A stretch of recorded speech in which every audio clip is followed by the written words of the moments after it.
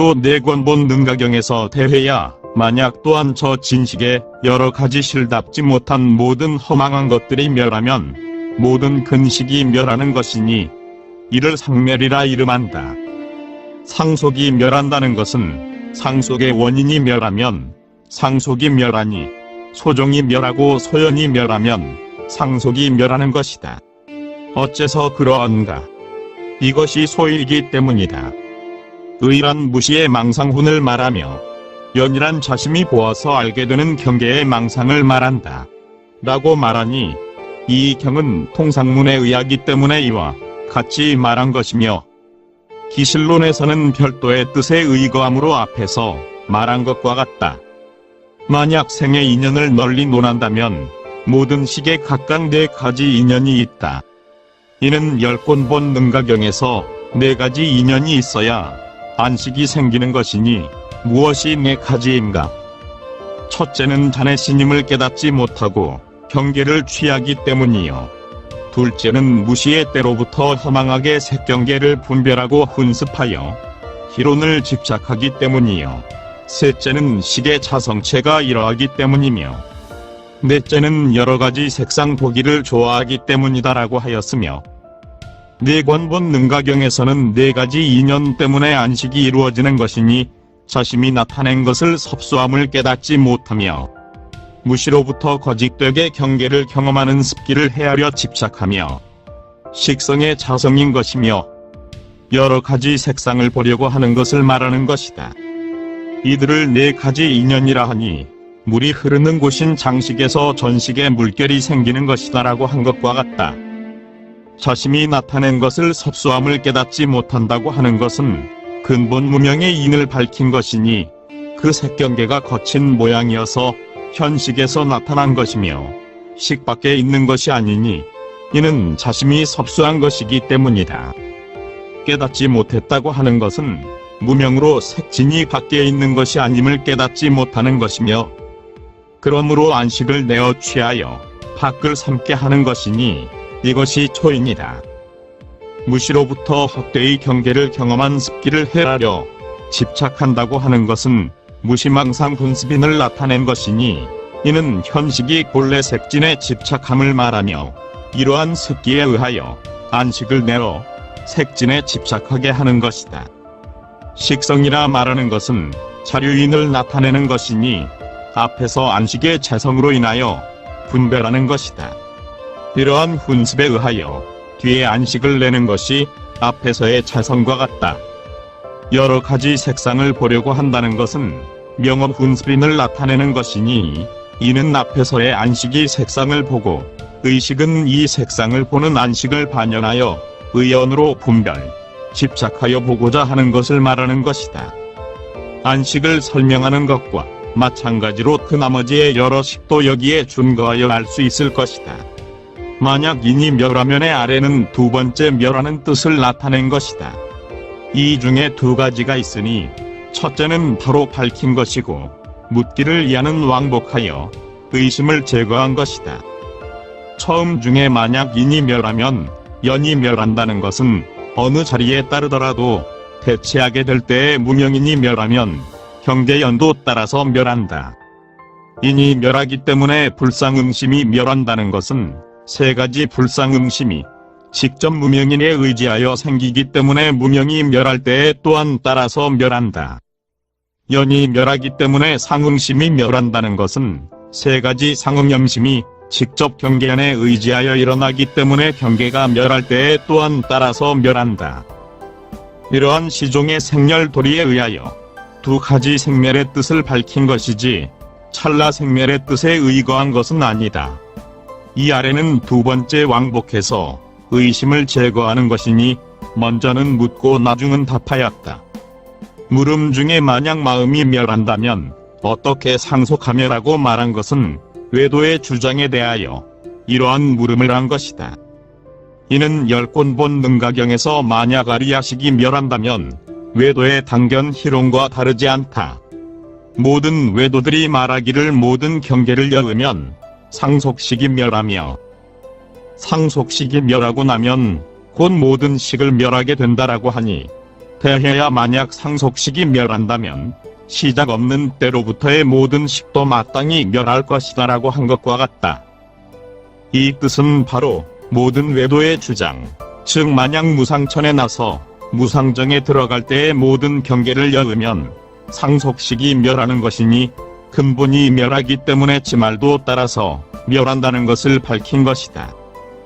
여래께서 이를 깨뜨려 말씀하시기를 만약 저 중생이 무상정에 들어갈 때의 중생의 근본인 상속식이 멸한다면 육식, 칠식 등의 종자가 따라서 멸하여 저 무상정에 들어간 후로는 다시 모든 식을 일으키지 않아야 할 것이다. 그러나 저 무상정으로부터 나와서는 다시 모든 식을 일으키니 무상정에 들어갈 때 그 상속식이 멸하지 않음을 마땅히 알아야 할 것이다라고 하여 이상과 같이 설파하셨다. 이제 이 기실론 중에서는 이에 의하여 물은 것이니 만약 무상장, 멸진정에 들어갈 때에 심체가 멸한다면 어떻게 다시 상속하겠는가? 그러므로 만약 마음이 멸한다면 어떻게 상속하겠는가라고 한 것이다. 만약 저 무상정에 들어갈 때에 심체가 멸하지 아니하여 다시 상속한다면 이 상속상이 어떻게 해서 영구히 멸하겠는가? 그러므로 어떻게 구경에 멸한다고 하겠느냐라고 말한 것이다. 답 중에 세 가지가 있으니 법과 비유와 합이다. 처음 법 중에서 멸한다는 것은이라 함은 저 무상정 등에 들어갔을 때의 모든 식이 멸한다고 한 것은 단지 추식의 상을 멸한 것이지 알아야의 심체를 멸한 것은 아니니 그러므로 오직 심상만 멸한다고 한 것이다. 또한 위에서 인이 멸하기 때문에 불상응심이 멸한다고 말한 것은 다만 마음 가운데의 업상 등이 멸함을 말한 것이지 저상의 심체가 멸함을 말한 것이 아니다. 비유 중에서는 이 두 가지 멸의 뜻을 각각 나타내었다. 마치 바람이 바닷물에 의하여 동상이 생겨나는 것과 같다는 것은 무명의 바람이 마음에 의지하여 움직임을 비유한 것이다. 만약 바닷물이 멸한다면 바람이 단절되어 의지할 데도 없겠지만 바닷물이 멸하지 않기 때문에 풍상이 상속한다는 것은 무상정에 들어갈 때에 심체가 멸하지 않기 때문에 모든 식이 상속함을 비유한 것이니 이는 처음 물음에 답한 것이다. 오직 바람이 멸하기 때문에 동상이 따라서 멸한다는 것은 불지에 도달했을 때의 무명이 영구히 멸하기 때문에 업상 등의 움직임도 또한 따라서 다 멸하여진다는 것이다. 그러나 그 저상의 심체는 멸하지 않기 때문에 바닷물이 멸하는 것이 아니라고 말한 것이며 이는 뒤에 물음에 답하여 최후의 멸함을 밝힌 것이다. 합 중에서는 차례로 앞에 두 가지 뜻에 맞추었다. 심지가 멸한 것이 아니다라는 것은 신의 성질을 심지라 이름하는 것이며 위에 그래서 지성은 무너지지 않는다고 한 것과 같으니 이는 자상에 멸하지 않는 뜻을 밝힌 것으로서 나머지 글도 알 수 있을 것이다. 이에 대하여 이런 문제 제기가 가능할 것이다. 이 식의 자상이 한결같이 여면으로 일어난 것이라고 해야 하는가? 또한 연을 따르지 않는 뜻이 있다고 해야 하는가? 만약 한결같이 여면으로 일어난 것이라면 연법이 다 없어질 때의 자상도 마땅히 멸해야 할 것이며 만약 그 자상이 여면을 따르지 않기 때문에 멸하지 않는 것이라면 자상 그대로 있어야 할 것이다. 또 가령 자상이 또한 멸하여 단견과 같은 것이라면 이 경우에는 자상이 멸하지 아니하여 도리어 상견과 같아질 것이다. 이에 대하여 이렇게 대답할 수 있다. 어떤 사람이 말하기를 알아야 심체는 이수법으로서 다만 어폭에 의하여 주선되어 생기는 것이다. 그러므로 어폭이 다 없어질 때의 본래의 식도 모두 없어진다. 그러나 불과에서는 또한 복과 해의 이행으로 미혹된 대원경지와 상응한 정식이 있으니 이상의 두 곳에서의 마음의 뜻이 같으며 이런 뜻에 의하여 마음이 불과에까지 이른다라고 하였다. 어떤 사람이 말하기를 자상심체의 전체가 저 무명에 의하여 일어났으나 정을 움직여 일어나게 한 것이지 물을 주선하여 육가되게 한 것임을 말하는 것은 아니니 그러므로 이 마음의 움직임이 무명으로 인하여 일어나는 것을 업상이라고 하는 것이다. 이 움직이는 마음이 본래 스스로 마음이며 또한 자상이니 자상리의 문이 무명에 말미암은 것은 아니다. 그러나 곧 이 무명에 의하여 움직여진 마음에도 또한 자류상생의 뜻이 있기 때문에 자연이 본래 붙어있다는 허물은 없으면서 멸하지 않는 뜻이 있으니 무명이 달할 때의 동상은 따라서 멸하지만 마음은 시각을 따라 본원에 돌아가는 것이다라고 하였다. 어떤 사람이 말하기를 두 논사의 말이 모두 도리가 있으니 모두 성전에서 말한 것에 의거하였기 때문이다. 처음 논사의 말은 육가론의 뜻에 맞고 뒤 논사의 뜻은 기실론의 뜻에 맞으나 또한 말 그대로 뜻을 취해서는 안 될 것이다. 그 까닭은 만약 처음의 주장대로 뜻을 취한다면 곧 이는 법아집이며 만약 뒤의 주장대로 뜻을 취한다면 이는 이낙연을 말하는 것이다. 또 만일 처음의 뜻을 고집한다면 단견에 떨어질 것이며 뒤의 뜻에 집착한다면 상견에 떨어질 것이니 두 가지 뜻이 모두 옳지 않은 주장임을 알아야 할 것이다. 비록 옳지 않은 주장이지만 또한 옳은 주장이니 비록 그러하지는 않으나 그렇지 않은 것도 아니기 때문이다라고 하였다. 이상을 생멸문을 자세히 해석한 이분 중에 처음은 바로 자세히 해석함을 마친다. 이 아래는 두 번째로 말을 인하여 거듭 밝힌 것이니 무슨 까닭인가. 이는 위에 그래서 이 식에 두 가지 뜻이 있으니 일체법을 포섭하며 일체법을 낸다라고 한 말과 같다. 그러나 포섭하는 뜻은 앞에서 이미 널리 말하였고 내는 뜻은 아직 분명치 않으니 이 때문에 이 아래에서 자세히 이 생리를 밝힐 것이다. 그 가운데 5가지가 있으니 첫째는 수를 들어 전체적으로 표시한 것이요, 둘째는 수에 의하여 이름을 열거하였고 셋째는 훈습의 뜻을 전체적으로 밝혔으며 넷째는 훈습의 상을 각각 나타내었고 다섯째는 다함과 다하지 않음의 뜻을 밝혔다. 또 4가지 법에 훈습하는 뜻이 있기 때문에 연법과 정법이 일어나 단절하지 않는 것이다. 어떤 것이 4가지인가? 첫째는 정법이니 진여라 이름하며, 둘째는 일체의 여민이니 우명이라 이름하며, 셋째는 망심이니 업식이라 이름하며, 넷째는 망경계이니 이른바 육진이다. 수를 들어 이름을 열거하였으니 그래 양상을 알 수 있을 것이다.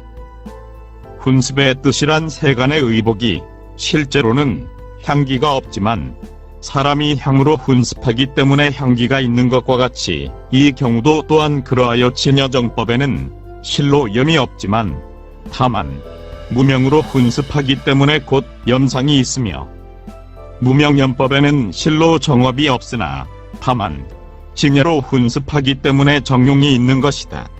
세 번째 중에서 먼저는 비유이며 나중은 합이다. 합 중에 진여정법이라 한 것은 본각의 뜻이며 무명연법이란 불각의 뜻이니 진실로 하나의 식이 2가지 뜻을 함유하여 번갈아 서로 훈습함에 의하여 두루 염정을 내는 것이며 이 뜻은 바로 내권본 능가경에서 말한 부사의훈과 부사의변의 뜻을 풀이한 것이다. 묻는다. 석대승론에서는 4가지 뜻을 갖추어야 바약으로 훈습을 받을 수 있기 때문에 상법은 훈습을 받을 수 없다라고 말하였는데 무슨 까닭으로 여기서는 진여를 훈습한다고 하였는가? 답한다. 훈습의 뜻에 2가지가 있으니 저 석대승론은 우선 생각할 수 있는 훈습에 의하므로 상법은 훈습을 받아들일 수 없다고 한 것이고 이 기실론에서는 생각할 수 없는 훈습을 밝혔기 때문에 무명이 진여를 훈습하며 진여가 무명을 훈습한다고 말한 것이다.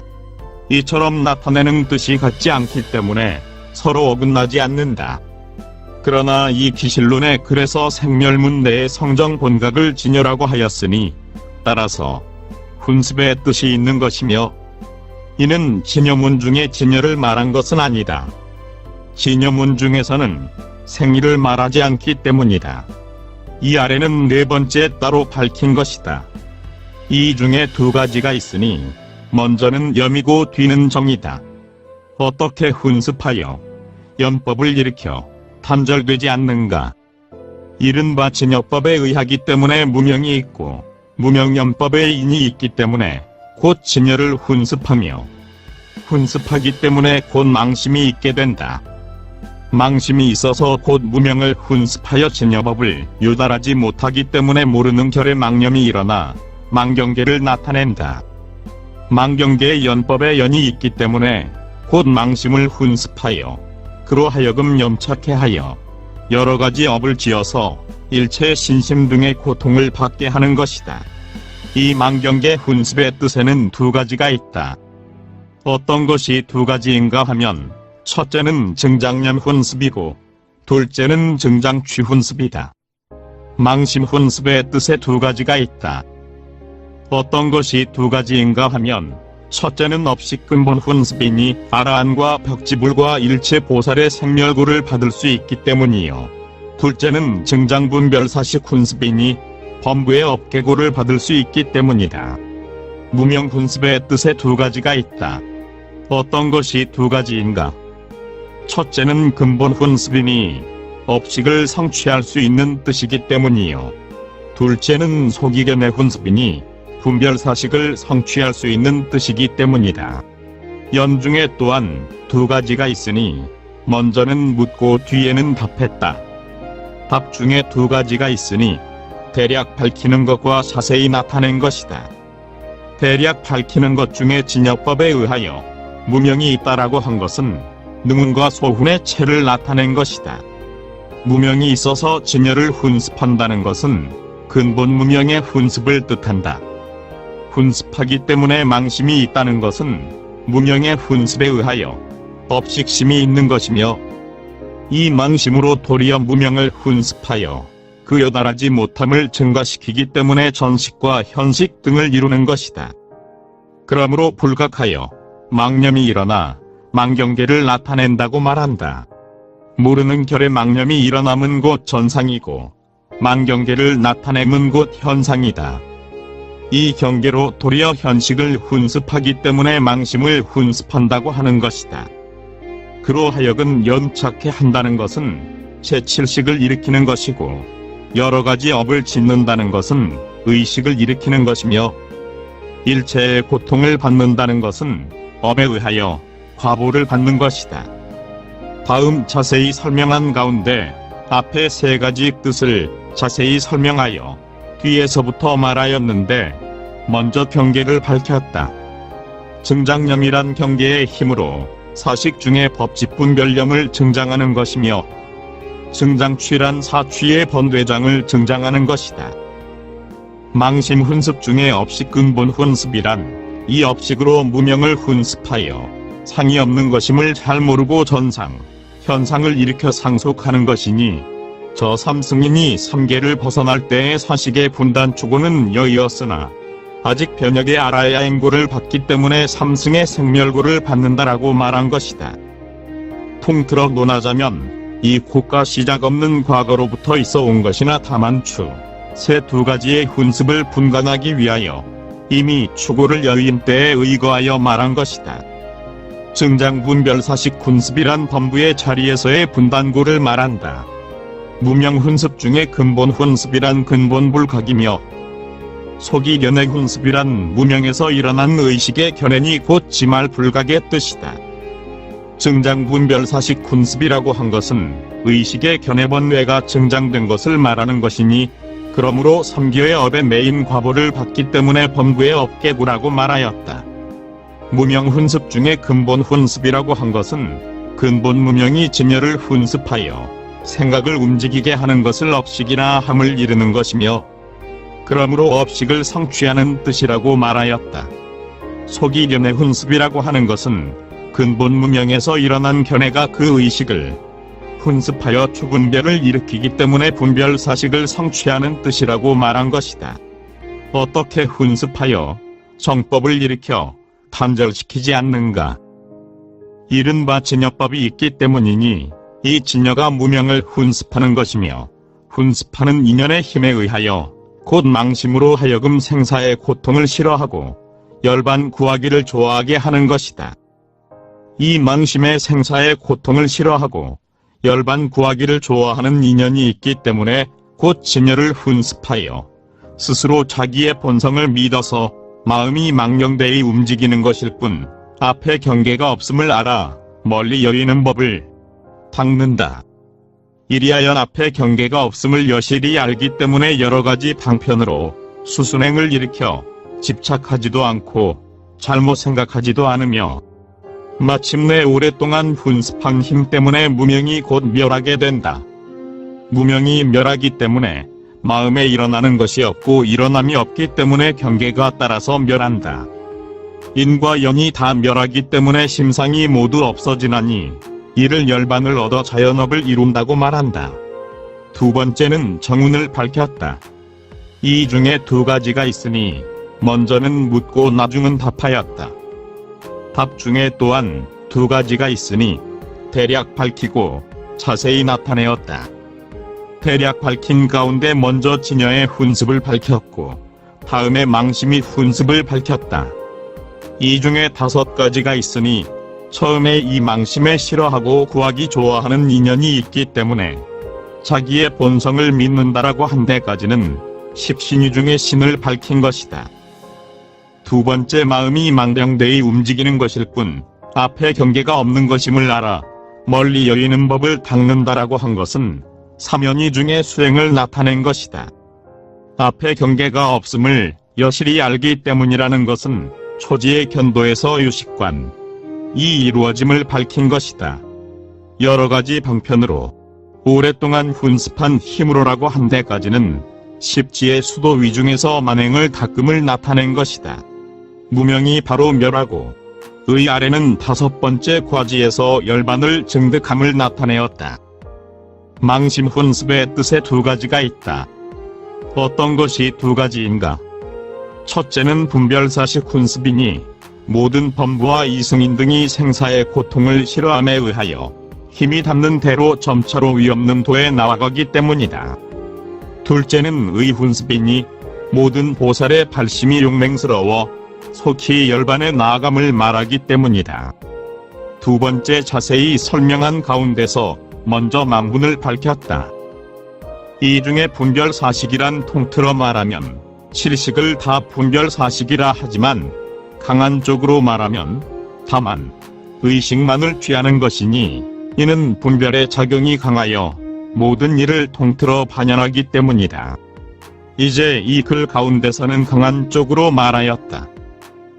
이 식이 모든 경계가 오직 식분임을 알지 못하기 때문에 마음 밖에 실제로 경계가 있다고 집착하는 것이니 범부와 이승은 비록 열반에 나아가고자 하지만 오히려 생사는 싫어할 것, 열반은 기뻐할 것이 있는 줄로 개탁하며 이는 또 분별사식의 집착과 다르지 않기 때문에 분별사식 훈습이라고 하는 것이다. 의훈습이란 또한 업식훈습이라고도 한다. 통틀어 말하자면 다섯 가지의 식을 모두 의라 이름하니 그 뜻은 위에서 말한 것과 같으며 근본적으로 말한다면 다만 업식만을 취한다. 업식은 가장 미세하여 모든 식의 근본이 되기 때문에 이 중에서 업식을 의라 하며 이러한 업식은 견분과 상분이 아직 나누어지지 않은 것이다. 그러나 모든 보살은 마음이 망령되이 움직일 뿐 따로 경계가 없음을 알며 모든 법은 오직 식의 헤아림인 줄 알아서 앞에 경계가 밖에 있다는 집착을 버리고 업식의 뜻에 따르기 때문에 업식훈습이라 이름하며 또한 의훈습이라고도 이름한다. 이는 무명에서 일어난 업식이 바로 발심하여 모든 행을 닦는 것을 말하는 것은 아니다. 진여훈습의 뜻에 두 가지가 있다. 어떤 것이 두 가지인가? 첫째는 자체상 훈습이며 둘째는 용훈습이다. 자체상 훈습이란 시작 없는 과거로부터 무릇법을 갖추고 후사의업을 갖추며 경계의 상품을 짓는 것이다. 이 두 가지 뜻에 의하여 항상 훈습하며 훈습한 힘이 있기 때문에 중생으로 하여금 생사의 고통을 싫어하고 열반을 즐겨 구하며 스스로 자기의 몸에 진여법이 있는 줄 믿어 발심하여 수행하게 하는 것이다. 묻는다. 만일 이러한 뜻과 같다면 모든 중생에게 모두 진여가 있어서 똑같이 훈습해야 할 터인데 어찌하여 믿음이 있기도 하고 믿음이 없기도 하여 한없는 전후에 차별이 있는 것인가? 모두 동시에 스스로 진여법이 있음을 알아서 방편을 부지런히 닦아 똑같이 열반에 들어가야 할 것이다. 답한다. 진여는 본래 하나이지만 한량없고 가없는 문형이 있어 본래부터 저성이 차별되어 두텁고 얇음이 같지 않다. 그러므로 항아의 모래보다 많은 상번뇌가 문형에 의하여 차별을 일으키며 악연의 연번뇌가 문형에 의하여 차별을 일으키니 이와 같은 일체의 번뇌가 문형에 의하여 일어난 것이어서 전후에 한량없는 차별이 있으며 오직 열에만이 이를 알 수 있기 때문이다. 또 모든 불법에는 인이 있고 연이 있기 마련이니 인연이 부족하여야 비로소 법이 이루어질 수 있는 것이다. 이는 나무 중에 불의 성질이 불의 정인이지만 만약 사람이 알지 못하여 방편을 빌리지 못하면 스스로 나무를 태울 수 없는 것과 같이 중생도 그러하여 정인으로 훈습하는 힘이 있으나 만약 모든 부처님, 보살, 선지식 등을 만나 그들로 연을 삼지 못한다면 스스로 번뇌를 끊고 열반에 들어갈 수가 없는 것이다. 만약 외연의 힘이 있으나 안으로 인해 정법이 아직 훈습의 힘을 갖지 못한 사람이라면 또한 구경의 생사의 고통을 싫어하고 열반을 즐겨 구할 수 없을 것이다. 만약 인연이 부족한 이라면 이른바 스스로 훈습하는 힘이 있고 또 모든 부처님, 보살 등의 자비와 원호함을 받기 때문에 생사의 고통을 싫어하는 마음을 일으키고 열반이 있음을 믿어 성근을 닦아 익히며 선근을 닦는 일이 성숙하기 때문에 모든 부처님과 보살에 보여주고 가르쳐주어 중생을 이롭게 하고 기쁘게 함을 만나 차츰 이를 이루어 나아가 열반의 도에 향할 수 있는 것이다. 진여 훈습 중에 세 가지가 있으니 첫째는 수를 들어 총괄적으로 나타냈으며 둘째는 수에 의거하여 이름을 열거하였고 셋째는 상을 분별하였다. 상을 분별하는 중에 두 가지가 있으니 첫째는 각각 밝혔고 둘째는 합해서 풀이하였다. 처음 각각 밝힌 가운데 먼저 자체 훈습을 밝혔다. 이 중에 두 가지가 있으니 첫째는 곧바로 밝혔고 둘째는 의심을 제거하였다. 처음 중에 무루법을 갖추고 부사의한 업을 갖추었다라고 한 것은 본각불공의 문에 있는 것이며 경계의 성질을 짓는다는 것은 여실공문이 경계에 나아가서 말한 것이니 이러한 본래 가지고 있는 경계지의 힘에 의하여 암암리의 망심을 훈습하여 생사의 고통을 싫어하고 열반을 좋아하는 마음 등을 일으키게 하는 것이다. 묻는 바의 아래는 왕복하여 의심을 제거하는 것이니 묻는 뜻을 알 수 있을 것이다. 답 중에 두 가지가 있으니 첫째는 번뇌의 두텁고 얇음에 의하여 열반에 들어감이 똑같지 않음을 밝혔고 뒤에서는 연의 만남이 가지런하지 않음을 들어 그 같지 않음을 나타내었다. 처음 중에 항아의 모래보다 많은 상번뇌라고 한 것은 모든 법문을 잘 몰라서 사에 대하여 알미 없는 것이니 이는 소지장에서 포섭하는 것이요 악연의 연번뇌란 1번뇌장에 포섭되는 것이다. 답의 뜻은 알 수 있을 것이다. 또 모든 부처 이허는 연의 만남이 가지런하지 않음을 밝힌 것이며 법, 육, 합이 있으니 글의 양상을 알 수 있을 것이다. 용훈습이란 곧 중생의 외연의 힘이니 이러한 외연에 한량없는 뜻이 있으나 대략 말하자면 두 가지가 있다. 어떤 것이 두 가지인가? 첫째는 차별연이고 둘째는 평등연이다. 차별연이란 이 사람이 모든 부처님과 보살 등에 의하여 처음 발휘하여 비로소 구도할 때로부터 부처가 되기에 이르기까지 그 가운데에서 혹은 보기도 하고 혹은 생각하기도 함에 있어 어떤 경우는 권속, 부모, 친척이 되며 어떤 경우는 급사가 되며 어떤 경우는 지우가 되며 어떤 경우는 원가가 되며 어떤 경우는 사섭을 일으키며 나아가 한량없이 많은 모든 행위의 연이 되는 것이니 이는 대비로 훈습하는 힘을 일으켜 중생으로 하여금 선근을 증장케 하여 혹은 보거나 혹은 들어서 이익을 얻게 하기 때문이다. 이 연에 두 가지가 있다. 무엇이 두 가지인가? 첫째는 근연이니 빨리 해탈을 얻기 때문이고, 둘째는 원연이니 오랜 시간이 지나서야 해탈을 얻기 때문이다.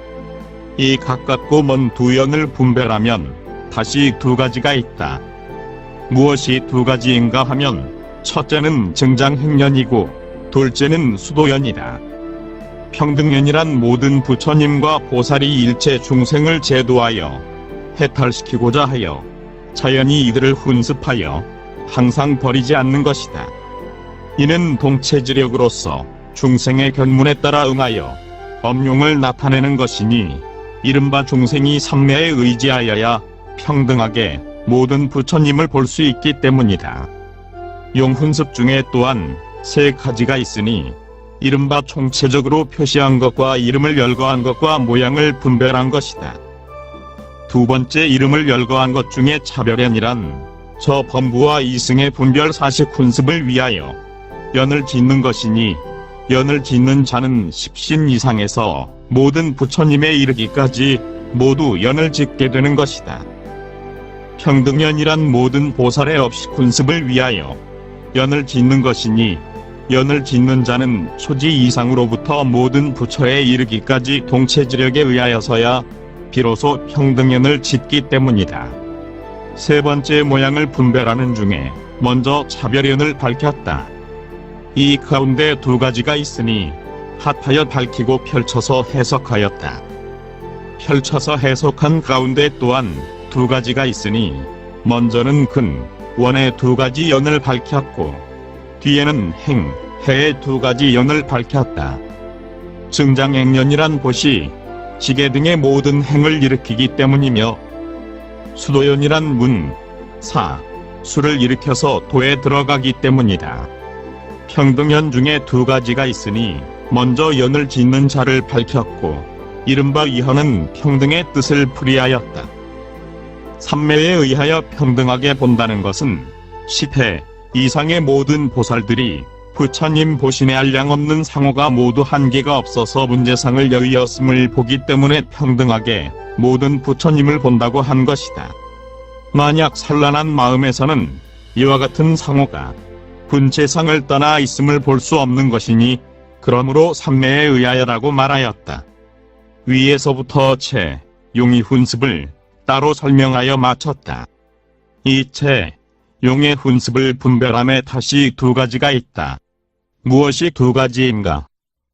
첫째는 미상은이니 범부와 이승과 초발이 보살 등은 의와 의식의 훈습으로 신력에 의지하기 때문에 잘 수행을 하지만 아직 무분별심이 체와 더불어 상응하지는 못하기 때문이며 아직 자제업의 수행이 용과 더불어 상응하지 못함을 말하기 때문이다. 둘째는 이상은이니 법신 보살이 무분별심을 얻어 모든 부처님의 지용과 더불어 서로 호응하여 오직 법력에만 의지하여 저절로 수행하고 진여를 훈습하여 무명을 멸함을 말하기 때문이다. 두 번째는 제, 용을 합하여 해석하였다.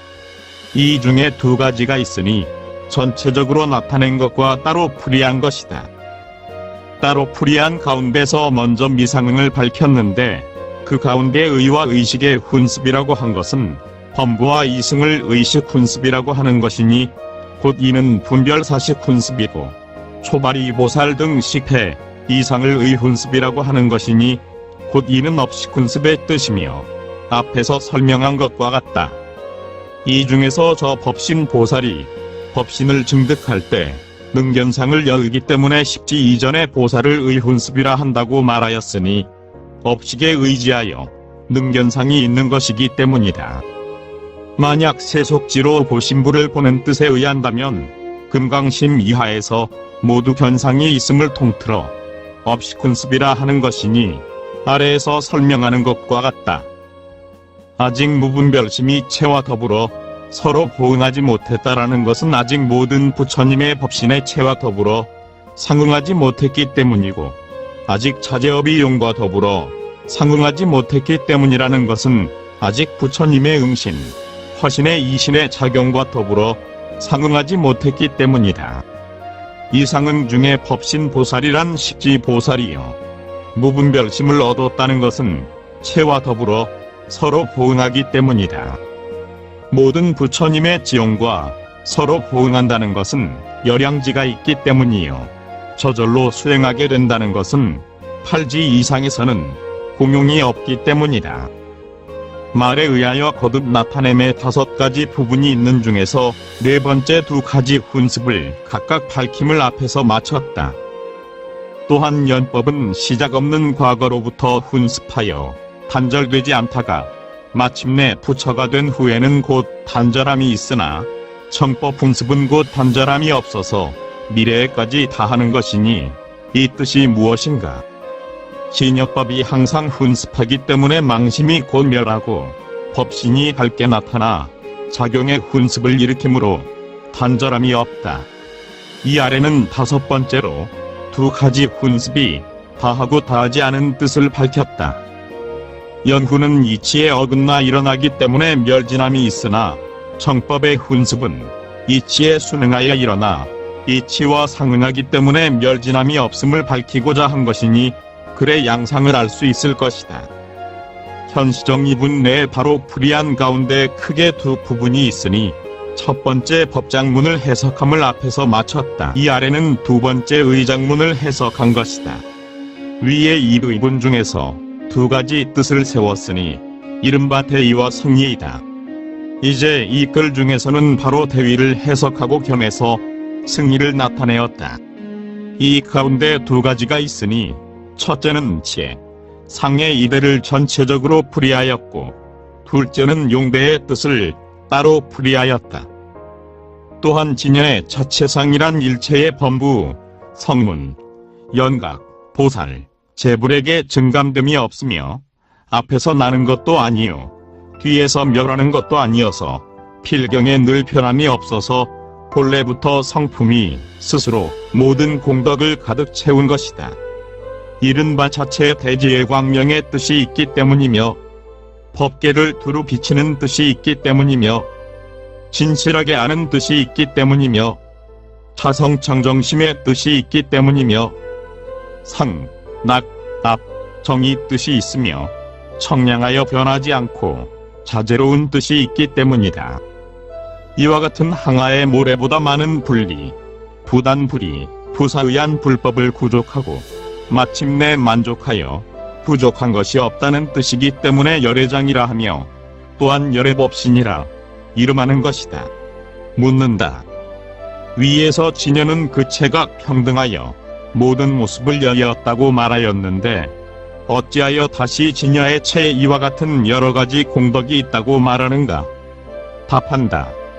비록 진실로 이러한 모든 공덕의 뜻이 있으나 차별의 모습이 없어서 똑같은 일미이며 오직 하나의 진여이다. 이는 어떠한 의미인가? 무분별로 분별상을 여이니 그러므로 둘이 없다. 또한 무슨 뜻으로 차별을 말할 수 있는가?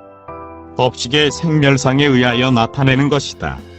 이것이 어떻게 나타나는가? 모든 법이 본래 오직 마음뿐인지라 실로 망념이 없지만 망심이 있어서 깨닫지 못하여 망념을 일으켜 모든 경계를 보기 때문에 무명이라 하는 것이니, 심성의 망념이 일어나지 않는 것은 곧 대지의 광명의 뜻이기 때문이다. 만약 마음이 견을 일으키면 보지 못하는 상이 있는 것이니, 심성이 견을 여의면 바로 이것이 법계를 두루 비추는 뜻이기 때문이다. 만약 마음의 움직임이 있으면 참으로 아는 것이 아니며, 자성이 없게 되며 상도 아니고 낙도 아니며 아도 아니고 정도 아니다. 이리하여 열례하며 쇠변하면 자제하지 못하며 이외 항아의 모래알보다 많은 망념의 뜻을 갖게 되는 것이니, 이러한 뜻에 대하기 때문에 심성이 움직임이 없으면 항아의 모래알보다 많은 모든 깨끗한 공덕상의 뜻을 나타내 보인다. 만약 마음이 일어나는 것이 있어 다시 생각할 만한 앞의 법을 본다면 모자람이 있을 터이지만 이러한 정법에 한량없는 공덕은 바로 일심이며 다시 생각할 것이 없기 때문에 만족한 것이니 법신, 열애장이라고 하는 것이다. 처음 중에 자체상이라 말한 것은 세대와 상대의 뜻을 전체적으로 나타낸 것이다. 다음에 일체 범부로부터 모든 부처님에 이르기까지 증감이 없어서 필경에 항상 머문다라고 말한 것은 세대를 해석한 것이니 위에 이 부분 중에서 첫째는 체의 금이니 모든 법이 진여로서 평등하여 증감하지 않기 때문이다라고 하였다. 다음에 본래부터 상품이 스스로 일체의 공덕을 만족하여 이하는 상대의 뜻을 풀이하였으니 위에서 둘째는 상의 금이니 열애장의 무르의 성공덕을 부족하였기 때문이다라고 하였다. 그 가운데 두 가지가 있으니 첫째는 바로 성공덕상을 밝혔고 둘째는 반복하여 까닭을 거듭 나타내었다. 질문한 뜻은 알 수 있을 것이다. 답 중에 두 가지가 있으니 전체적으로 답한 것과 개별적으로 나타낸 것이다. 개별적으로 나타낸 것 가운데 먼저는 차별하면서도 둘이 없는 뜻을 밝혔고 뒤에는 둘이 없으면서도 차별되는 뜻을 나타내었다. 이 중에 또한 두 가지가 있으니 대략 나타낸 것과 자세히 해석한 것이다.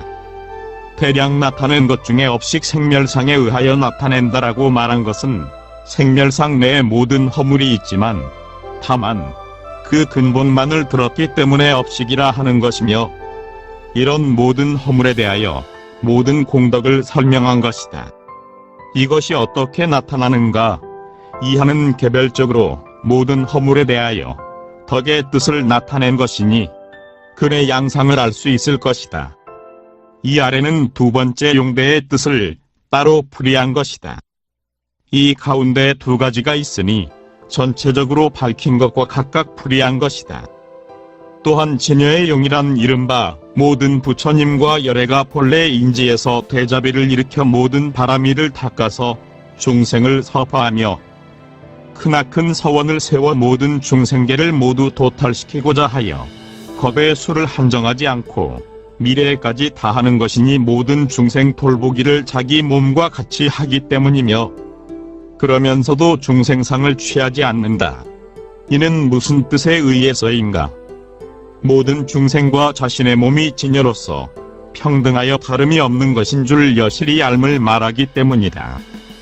이와 같은 대방 편지가 있기 때문에 무명을 멸하여 없애고 본래의 법신을 보아서 자연히 부사협에 여러가지 작용이 생기는 것이니 곧 진여와 똑같이 모든 곳에 두루 하게 되며 또한 그러면서도 얻을 만한 작용의 모양도 없다.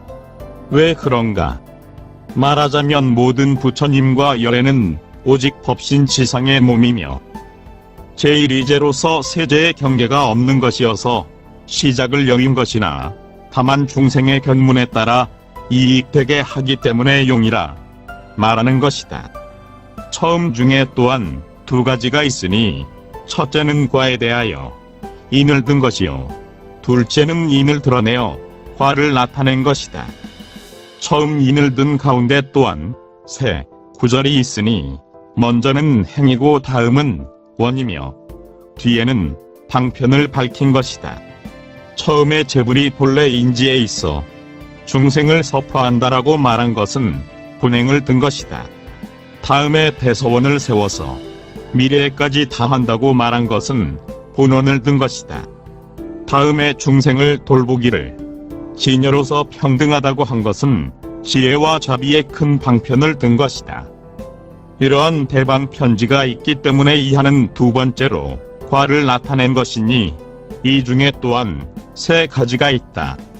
처음에 이러한 대방 편지가 있기 때문이라고 말한 것은 전인을 드러낸 것이며 다음에 무명을 멸해 없애서 본래의 법신을 본다고 말한 것은 자리의 과이다. 자연히 이하는 바로 작용의 모양을 나타낸 것이니 이 중에 세 구절이 있다. 처음에 부사협의 여러가지 작용이라고 한 것은 용이 매우 심오한 뜻을 밝힌 것이며 다음에 곧 진여와 더불어 똑같이 모든 곳에 두루 한다라고 말한 것은 용의 광대함을 나타낸 것이다. 또한 이하는 용의 상이 없는 것이지만 연을 따라 작용함을 밝힌 것으로 이는 석대승론에서 비유하면 만이 보배와 환을 북이 생각하지 않아도 자기 일을 이루는 것과 같다고 말한 것과 같으니 바로 이런 경우를 말한 것이다. 전체적으로 용을 밝히는 일을 마친다. 이 용에 두 가지가 있다. 어떤 것이 두 가지인가? 첫째는 분별사식에 의한 것으로 범부와 이승의 마음으로 보는 것을 응신이라 이름하니 이는 전식의 나타냄인 줄 알지 못하기 때문에 밖으로부터 온 것이라 보고 세계 분재를 취하여 다 알지 못하기 때문이다.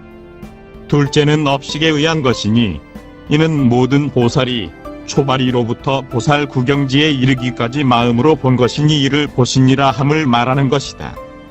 그 몸에 무량한 색이 있고 색에 무량한 상이 있고 상에 무량한 호가 있으며 머무는 의과도 무량한 여러가지 장엄이 있다. 곳에 따라 나타냄이 곧가 없고 궁진할 수 없어 본체상을 열었지만 그 응하는 바를 따라 항상 머물러 있어서 훼손되지도 않고 잃지도 않는다. 이러한 공덕은 모두 모든 바람일 등 무르의 행운 및 부사의 훈에 의하여 성취된 것이니 이러한 한량없는 낙상을 구족하였기 때문에 보신이라고 하는 것이다. 또 범부에게 보이는 것은 곧 추색이니 육도에 따라서 각각 보는 것이 같지 않은 여러가지 이류이며 낙상을 받는 것이 아니기 때문에 음신이라 말한다.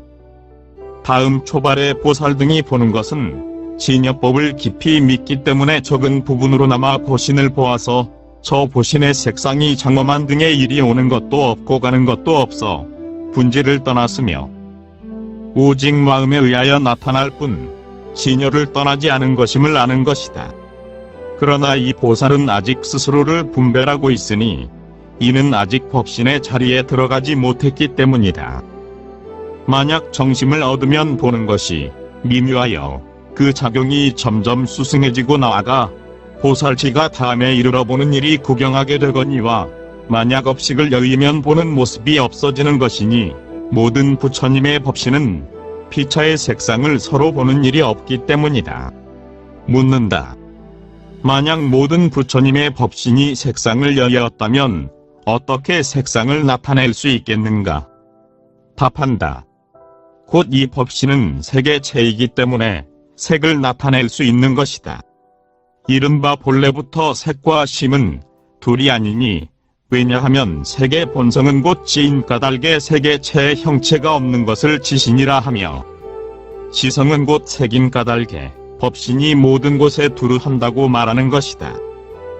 나타낸 색이 분재가 없으니 중생의 마음을 따라 시방세계의 무량한 보살과 무량한 보신과 무량한 장엄을 나타내매 각각 차별이 있지만 모두 분재가 없어서 서로 방해하지 않는다. 이는 심식의 분별로 알 수 있는 것이 아니니 진여에 자제한 용이 뜻이기 때문이다. 두 번째는 각각 풀이하는 것이다. 이 중에 세 가지가 있으니 전체적으로 표시한 것과 따로 해석한 것과 반복해서 의심을 없애는 것이다. 따로 해석한 것 중에 또한 두 가지가 있으니 첫째는 개별적인 작용을 바로 나타내었고 둘째는 분별을 거듭 나타내었다. 처음 중에 또한 두 가지가 있으니 먼저는 능신을 밝혔고 뒤에는 보신을 밝혔다. 처음 중에 분별사식에 의한다라고 한 것은 범부와 이승은 오직 식분임을 알지 못하고 바깥에 경계가 있다고 헤아리는 것이니 이것이 바로 분별사식의 뜻이다. 이제 불신을 보고서 또한 마음 밖에 있다고 생각함은 의식의 뜻을 따르는 것이니 그러므로 분별사식에 의하여 본다고 말한다. 이런 사람은 자기의 전식에 의하여 색상을 나타내는 것임을 알지 못하기 때문에 전식의 나타냄임을 알지 못하므로 밖으로부터 오는 줄로 생각한다라고 한 것이다. 그러나 그 보는 바에 분재가 있는 색이 곧 한계가 없어서 분체상을 열었는데도 저 사람은 오직 분재가 있다고 하는 뜻을 취하고 분재가 바로 한계가 없는 것인 줄을 아직 모르기 때문에 색분재를 취하여 다 알지 못하기 때문이다라고 말하였다. 보신 중에 업식에 의한다고 한 것은 10회 이상의 보살은 오직 마음일 뿐 바깥의 경계가 없는 뜻을 잘 알아서 업식의 뜻을 따라 불신을 보기 때문에 업식에 의하여 본다고 말하였다. 그러나 이 보살은 그 분재가 곧 분재가 없는 것임을 알기 때문에 곧에 따라 나타냄이 바로 한계가 없으며 훼손하지도 않고 잃지도 않는다라고 하였다.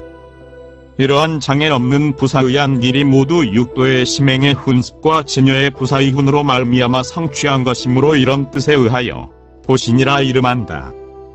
그러므로 내지알량 없는 낙상을 구족하였기 때문에 보신이라 한다라고 말하였다. 그러나 이 이시는 경과 논에서 달리 말하고 있으니 동성경에서는 예토의 성부를 화신이라 하고 정토의 성도를 보신이라 한다라고 하였으며 금고경에서는 32상과 80종호 등의 형상을 응신이라 하고 육도의 상을 따라 나타난 몸을 화신이라 한다라고 하였다. 석대승론의 주장에 의하면 십지 이전에서 보는 것을 변화신이라 하고 십지 이상에서 보는 것을 수용신이라고 하였다. 이제 이 기실론 중에서는 범부와 이승이 보는 육도 차별상을 응신이라고 하고 10회 이상의 보살이 보는 분재를 여의은 모습을 보신이라고 하였다.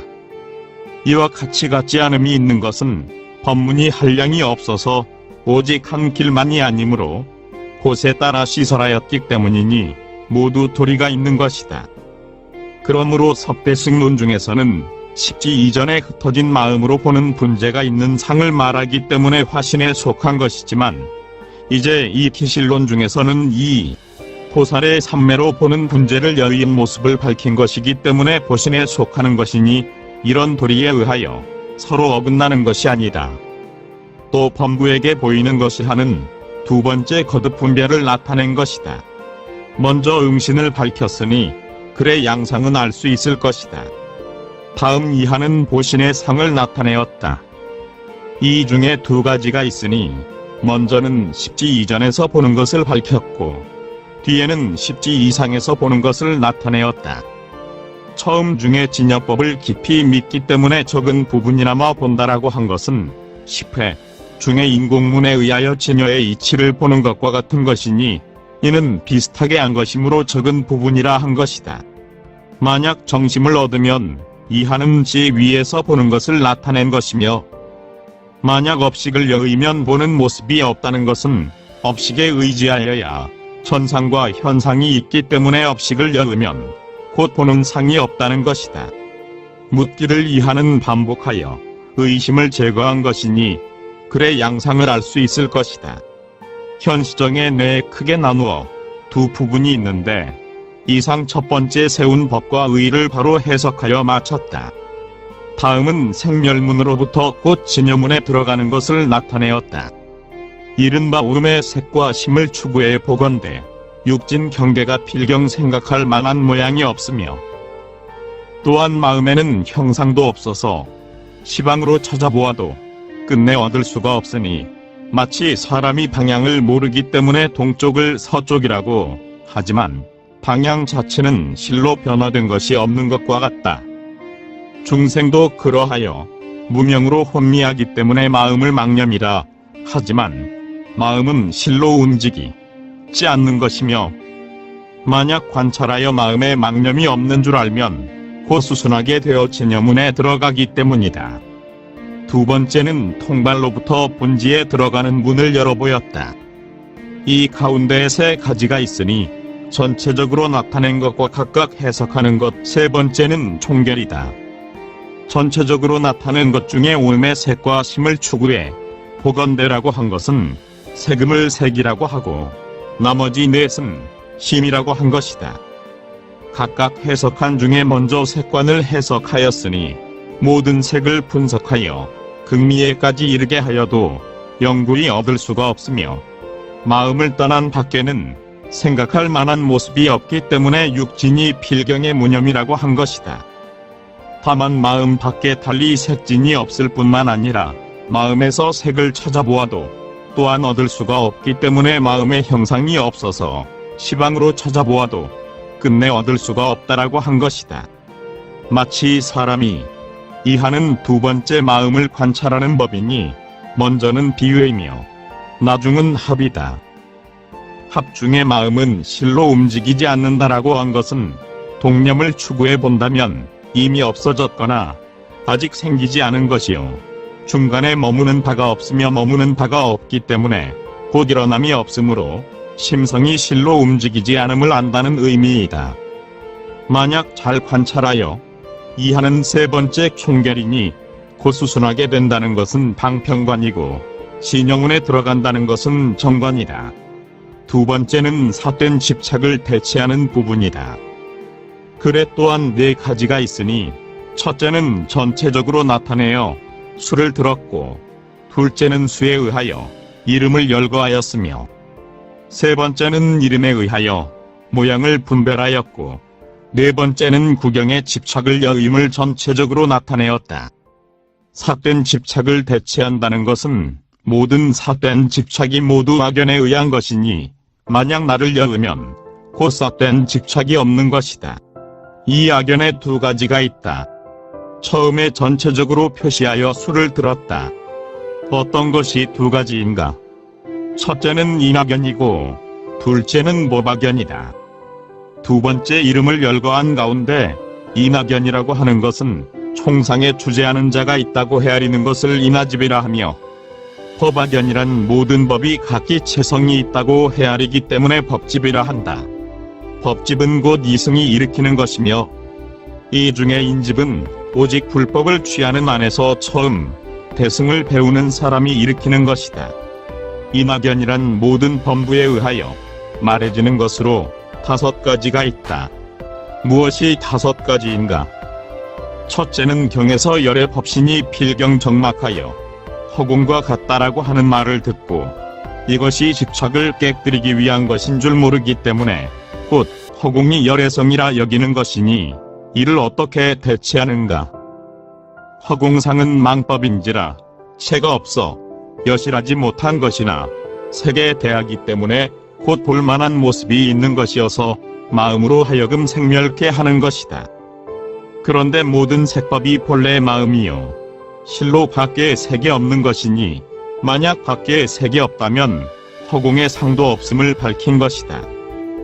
소위 일체의 경계가 오직 마음에서 망령되이 일어나기 때문에 있는 것이니 만약 마음이 망령되이 움직이는 것을 여으면 일체의 경계가 멸하고 오직 하나의 진심으로서 두루 하지 않은 것이 없다. 이는 열의 광대한 성지의 구경의 뜻을 말한 것이요 허공상과 같다는 것은 아니기 때문이다. 두 번째는 수다라에서 세간의 모든 법이 필경에는 제가 공하며 나가 열반 진열의 법도 필경에는 공한지라 본래부터 스스로 공하여 일체의 모습을 여의었다라고 하는 말을 듣고서 집착을 깨뜨리기 위한 것인 줄 모르기 때문에 곧 진여 열반의 본성이 오직 공이라 여기는 것이니 어떻게 대치하는가? 진여 법신은 자체가 공하지 아니하여 한량없는 성공덕을 구족했기 때문임을 밝힌 것이다. 세 번째는 수다라에서 열애장은 증감이 없어서 체가 일체 공덕의 법을 갖추었다라고 하는 말을 듣고서 이해하지 못하기 때문에 곧 열애장은 색법과 신법에 서상차별이 있다고 여기니 어떻게 대체하는가?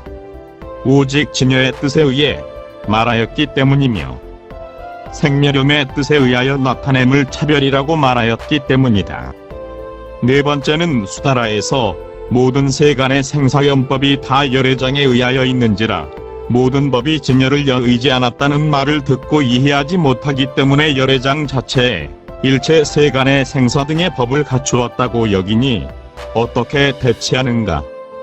열애장은 본래부터 항아의 모래보다 많은 모든 청정한 공덕이 있어서 진여의 뜻을 여의지도 않고 끊지도 아니하여 그와 다르지 않기 때문이며 항아의 모래보다 많은 번뇌의 연법이 오직 망령되어 있는 것이요 그 자성은 본래부터 없는 것이니 시작 없는 과거로부터 일찍이 열애장과 서로 호응한 적이 없기 때문이다. 만약 열애장에 체의 망법이 있다면 증득하여 이해하여서 영원히 망법을 없앤다는 것은 있을 수가 없는 것이다.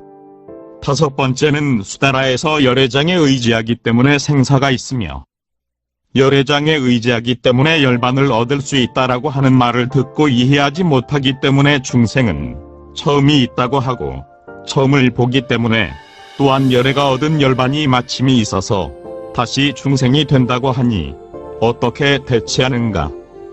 열애장은 전제가 없기 때문에 무명의 상도 시작함이 없으니 만약 3계 밖에 다시 중생이 처음 일어남이 있다고 한다면 곧 이는 외도 경전의 설이며, 또 열애장은 후제가 없으니 모든 부처님이 얻은 열반이 그것과 상응하여 곧 후제가 없기 때문이다.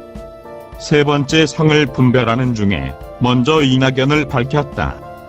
그 중에 두 가지가 있으니 전체적으로 나타내는 것과 각각 풀이한 것이다. 각각 풀이한 것 중에 5가지를 따로 나타내었으니 각기 세 구절이 있다. 처음은 견을 일으키는 이유를 내놓았고, 다음은 집착하는 모양을 밝혔으며, 뒤에는 대치를 나타내었다. 처음 집착한 중에 곧 허공이 열애성이라고 여긴다라고 한 것은 열애성이 허공상과 같은 줄로 개탁하는 것이다. 두 번째 중에 내지 열반, 진여의 법도 필경에는 공하다라고 한 것은 대품반야경에서 열반이 환상과도 같고 꿈과도 같으니 만약 어떤 법이 열반보다 뛰어나다 하더라도 나는 또한 환상과 같고 꿈과 같다고 말한다라고 한 것과 같기 때문이다. 세 번째 중에 생멸염의 뜻에 의하여 나타냄이라고 한 것은 윗글에서 업식의 생멸상에 의하여 나타낸다라고 하고 나아가 널리 설한 것과 같기 때문이다. 네 번째 중에 여의지도 않고 끊지도 않아 라고 한 것은 부증불감경소 중에 자세히 설한 것과 같다. 다섯 번째 중에 만약 3계 밖에 다시 중생이 처음 일어남이 있다고 한다면 곧 이는 외도 경전의 설이다라고 한 것은 인왕경에서 말한 것과 같다. 위에서부터의 5가지 집착이 모두 법신, 열애장 등 총상의 주에 의하여 집착을 일으키기 때문에 통틀어 인집이라고 이름하는 것이다. 법학연이란 이승의 돈근에 의하기 때문에 열애가 다만 그들을 위하여 임무화만을 설하였으며, 이 설함이 구경하지 않기 때문에 오금 생멸의 법이 있음을 보고 생사를 두려워하여 망명되의 열반을 취하는 것이니 어떻게 대치하는가? 오금의 법은 그 자성이 나지 않는 것이며 따라서 멸함도 없어서 본래 열반이기 때문이다. 법학연 중에도 세 구절이 있으니 처음은 견을 일으키는 까닭을 밝혔고, 오금 생멸의 법이 있음을 보고 이하는 두 번째 집착하는 모양을 나타냈으며, 어떻게 이하는 그 대치를 나타내었으니 글의 양상을 알 수 있을 것이다.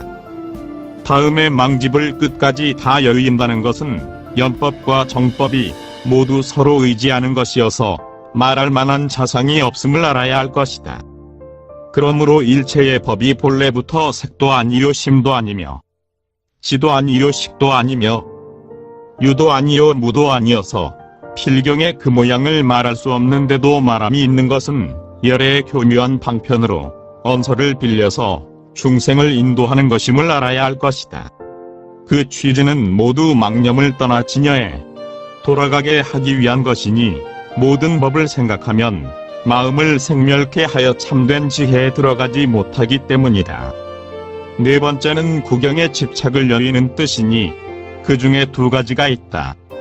먼저는 모든 법이 말을 여의는 도리를 밝혔고, 뒤에는 언서를 빌려 가르치는 뜻을 나타내었으니 글의 양상을 알 수 있을 것이다. 세 번째 발취분 중에 두 가지가 있으니 첫째는 대위를 전체적으로 나타내었고, 둘째는 각각 분별을 열었다. 분별 발취도상이란 모든 부처가 증득한 도의 모든 보살이 발심, 수행하여 나아가는 뜻을 말하기 때문이다. 처음 중에 모든 부처가 증득한 도라고 한 것은 나아가야 할 바에 도를 든 것이며, 모든 보살 이하는 나아가는 행을 나타낸 것이니 보살이 부처가 증득한 도에 발심하여 나아감을 밝히려고 하기 때문에 도에 발심하여 나아가는 모양을 분별한다라고 말한 것이다. 이 아래는 두 번째 분별을 각각 연 것이니 이 가운데 세 가지가 있다. 첫째는 수를 들어 장을 연 것이고, 둘째는 수에 의하여 이름을 열거한 것이며, 셋째는 이름에 의하여 상을 분별한 것이다. 대략 발심을 말하면 세 가지가 있다. 어떤 것이 세 가지인가 하면, 첫째는 신성취발심이요, 둘째는 해행발심이며, 셋째는 증발심이다. 처음 글은 알 수 있을 것이다. 두 번째 중에 신성취발심이라고 한 것은 자리가 십주에 있으며 겸하여 십신을 취하니, 십신의 자리 중에서 신심을 닦아 익혀서 신심이 성취되어 결정심을 일으켜 곧 십주에 들어가기 때문에 신성취발심이라고 하는 것이다. 해행발심이란 십회향의 자리에 있으며 십행을 함께 취하니, 십행의 자리 중에서 법공을 잘 알고 법계를 수순하여 육도행을 닦아서 육도행이 순결해지고 성숙되어 회향심을 일으켜 회향의 자리에 들어가기 때문에 해행발심이라고 한다. 증발심이란 초지 이상으로부터 십지의 지 위에까지 있으니, 앞서 두 가지의 상서한 발심에 의하여 법신을 증득하여 진심을 일으키는 것이다. 세 번째는 모습을 분별하는 것이다. 글 중에 세 가지가 있으니 앞에 차례대로 세 가지의 마음을 말하기 때문이다. 초발심 내에도 세 가지가 있으니, 첫째는 신성취행을 밝혔고, 둘째는 행위가 이루어져 발심한 상을 나타내었으며, 셋째는 발심하여 얻게 된 공덕을 참판하였다. 신성취발심이란 어떤 사람에 의하여 어떤 행실을 닦아서 믿음이 성취되어 발심을 할 수 있는 것인가. 이른바 부정취중생에 의하여 군심의 힘과 성근의 힘이 있으므로 업의 화보를 믿고 십선을 일으키며 생사의 고통을 싫어하고 위없는 보리를 구하고자 하며 여러 부처님을 만나 직접 받들어 공양하고 신심을 수행한다. 이리하여 만겁을 지나서 신심이 성취되기 때문에 모든 부처와 보살이 가르쳐서 발심케 하니, 혹은 대비에 의하여 스스로 발심케 하며, 혹은 정법이 없어지려 함에 의해서 호법의 인연으로 스스로 발심케 하는 것이다. 이와 같이 신심이 성취되어 발심하게 된 사람은 정정취에 들어가 필경퇴전하지 아니하니, 이를 열애종 중에 머물러 정인과 상응한다고 한다. 만약 어떤 중생이 선근이 적어서 아득히 먼 옛날부터 번뇌가 매우 두텁다면 비록 부처님을 만나 공양하게 되더라도 인천의 종자를 일으키고 혹은 이승의 종자를 일으킨다. 설사 대승을 구하는 사람이 있더라도 근기가 결정되지 아니하여 어떤 때는 나아가고 어떤 때는 물러나며, 혹 여러 부처님께 공양함이 있어 아직 만겁을 지나지 아니하여 중도의 연을 만나 또한 발심함이 있다. 이른바 부처님의 색상을 보고 그 마음을 일으키며, 혹은 여러 스님에게 공양함에 의하여 그 마음을 일으키며, 혹은 이승인의 가르침에 의하여 마음을 일으키며, 혹은 다른 사람에게 배워 마음을 일으킨다. 이와 같은 발심들은 모두 결정되지 아니한 것이니, 나쁜 인연을 만나면 혹 퇴실하여 이승의 지위에 떨어지기도 한다. 처음 중에 또한 두 가지가 있으니, 먼저는 묻고 뒤에는 답하였다. 묻는 중에 어떤 사람에 의하여라고 한 것은 닦는 사람을 물은 것이요, 어떤 행을 닦아서란 닦아야 할 행위를 물은 것이며, 믿음이 성취되어 발심을 할 수 있는가라는 것은 발심의 결과에 대하여 그 행위의 이루어짐을 물은 것이다. 답 중에 두 가지가 있으니, 첫째는 물은 것에 바로 답한 것이고, 둘째는 열등한 자를 들어 뛰어난 자를 나타낸 것이다. 바로 답한 것 안에 앞에서의 세 가지 물음에 대한 것이 있다. 처음에 부정취중생에 의하여라고 한 것은 처음 물음에 답한 것이니 닦는 사람을 나타낸 것이다. 삼취를 분별한다면 여기에 여러 문이 있지만, 이제 이 글 중에서는 다만 보살이 식해 이상에서 결정코 물러나지 않음을 정정취라 하고, 아직 십신에 들어가지 아니하여 인과를 믿지 않는 것을 사정취라 하며, 이 둘의 중간에 도에 나아가는 사람이 발심하여 위없는 보리를 구하려고 하지만 마음이 아직 결정되지 아니하여 어떤 때는 나아가고 어떤 때는 물러서는 것을 십신이라 하고 부정취라고 함을 밝힌 것이다. 이제 이 사람을 기준으로 해서 닦아야 할 행위를 밝힌다. 훈습의 힘과 성근의 힘이 있으므로 이하는 그 다음에 두 번째 물음에 답한 것이니 결정되지 않은 사람이 닦는 바의 행위를 밝힌 것이다. 훈습의 힘과 성근의 힘이 있다라고 한 것은 열애장 내의 훈습력에 의지하고 또한 전생의 선근을 닦은 힘에 의지하므로 이제 신심을 닦는 등의 행위를 하게 되는 것이며, 업의 과보를 믿어서 십선을 일으킨다고 한 것은 복분의 선을 일으키는 것이다. 생사의 고통을 싫어하고 위없는 도를 구한다는 것은 도분의 마음을 일으키는 것이며, 여러 부처님을 만나 신심을 수행한다는 것은 바로 닦아야 할 도분의 선근을 밝힌 것이니 이른바 10가지 신심을 닦는 것이며, 이것에 갖추어진 모양은 일도장에서 설명한 것과 같다. 만겁을 지나 이하는 세 번째 물음에 답한 것이니 신심이 성취되는 모양을 밝힌 것이다. 이 가운데 두 가지가 있으니 첫째는 시기를 제시하여 믿음이 성취되어 발심하는 년을 밝혔고, 두 번째는 취를 기준으로 하여 발심에서 머무는 자리를 나타내었다. 처음 중에 만겁에 이르러서 신심이 성취된다라고 한 것은 십신에서 십천겁을 지나 신심이 성취되면 곧 십주에 들어감을 말하는 것이니, 이는 본업경에서 이 신상보살이 십천겁에 십객법을 행하면 마땅히 십주심에 들어서 초주의 자리에 들어간다라고 한 말과 같다. 이를 풀이하면 이 가운데 들어가는 초주의 자리란 십주에서 처음 발심하여 머무는 자리를 말하는 것이니, 이 자리라야 비로소 신심이 물러나지 않게 되는 것이며, 그러므로 또한 믿어서 십심에 들어간다고 이름한 것이지 십회 이전의 십신을 말하는 것이 아니다. 무엇으로 그것이 그러함을 알게 되는가? 이는 인왕경에서 습종성의 십심이 있으니 이미 이승의 일체 선지를 초월하였으며, 이 습인 이전의 십선을 행하는 보살은 물러남도 있고 나아감도 있어 마치 가벼운 털이 바람을 따라 동쪽으로 갔다가 서쪽으로 갔다가 하는 것과 같다. 비록 십천겁의 십정도를 행하지만 보리심을 발하여야 곧 마땅히 습인 위에 들어간다라고 하였으니 이 글로 증명되기 때문에 알 수 있는 것이다. 형에서 십천이라 한 것은 만을 의미한다. 부처와 보살이 가르쳐 발심케 하며 라고 한 것은 발심의 연이 많이 있으나 여기서는 대략 세 가지 수승한 연망을 낸 것이다.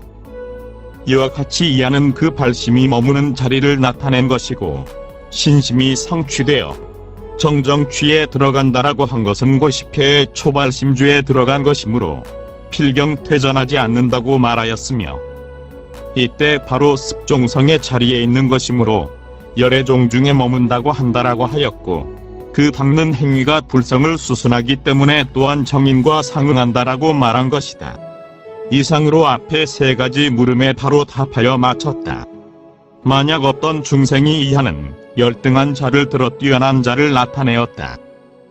십신의 지위 안에는 뛰어난 자도 있고 열등한 자도 있으니, 뛰어난 자는 앞에서 말한 것처럼 십주에 진입하고 열등한 자는 여기서와 같이 이승지에 물러나 떨어진다. 이는 섭대승론에서 모든 보살이 십신의 자리 중에서는 대승을 닦음이 아직 견고하지 못하여 흔히 생사를 두려워하며 중생을 향한 자비심이 아직도 적고 엷어서 대승의 본원을 버리고 소승도를 닦기를 즐겨하므로 소승을 수행하려 한다고 말한다라고 한 것과 같다. 대위가 이와 같으니 글의 양상을 알 수 있을 것이다. 이상으로 믿음이 이루어지는 수행을 밝혔다. 다음에 신성취발심이란 어떠한 마음을 바라는 것인가? 대략 말하자면 세 가지가 있다. 어떤 것이 세 가지인가? 첫째는 직심이니 진여법을 바로 생각하기 때문이요. 둘째는 심심이니 일체의 모든 선행을 이루기 좋아하기 때문이요. 셋째는 대비심이니 모든 중생의 고통을 덜어주고자 하기 때문이다.